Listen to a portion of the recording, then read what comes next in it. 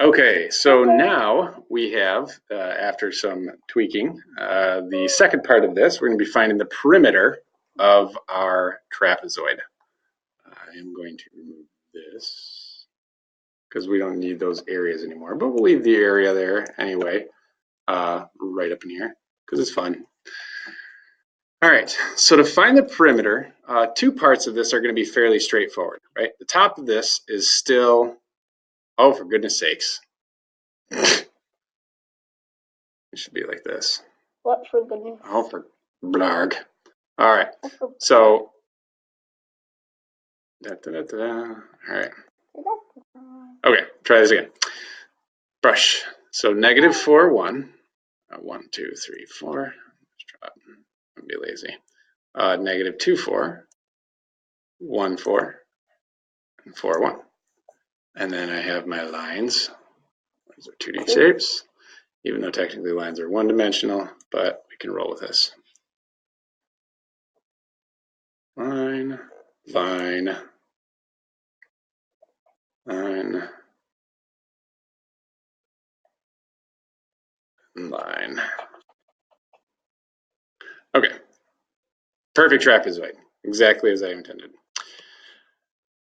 All right, so as I was starting to say, the top of this is fairly straightforward. That's a 3, right? We talked about in the last video, the part 1, that if I'm going from 4 to negative 4 or vice versa, I have a length of 8. Now, what I have to do is I have to find the length of these two angled sides. And once again, we're going to use our very favorite Pythagorean theorem. And we're going to draw these little triangles. Right? Now we're technically drawing the vertical lines there, but they're going to create those triangles. Right?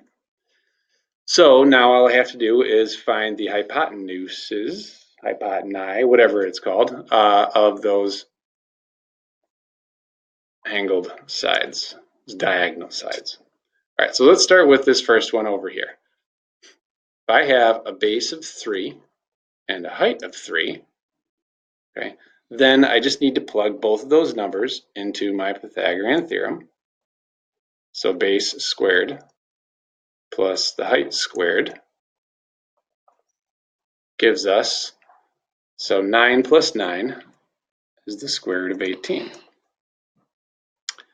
And if we remember, we can reduce that by finding factors that are perfect squares. So our perfect squares are 4, 9, 16, 25, 36, 49. Basically the ones that you're going to be looking for are 4, 9, and 25 typically.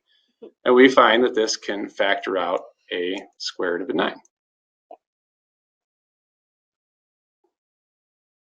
All right, our square root of a 9 comes out to a perfect 3. So that means that this length here is going to be 3 root 2. All right. Now, over on this other triangle, I have a base of 2, and a height of 3. So I'm going to take those and I'm going to plug it into my Pythagorean theorem. Like that. So 2 squared is 4, 3 squared is 9.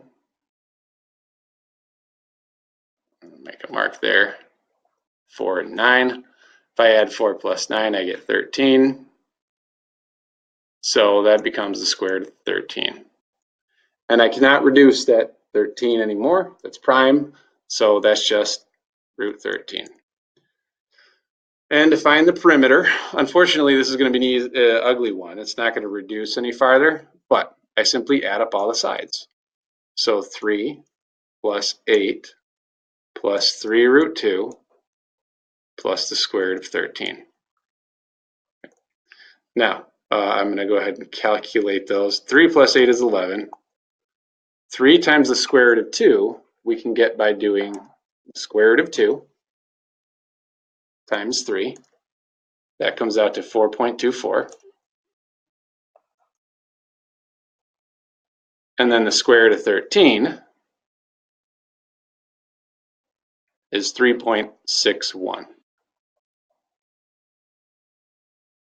So I can add those together. So I have, let's see, 11 plus 7 is 18, then 24 plus 61 for the decimal portion gives me 85. So 18.85 is our perimeter. And that is how we would find our perimeter. Again, we're breaking up the trapezoid into component pieces and finding the lengths of all those sides and then adding those sides together.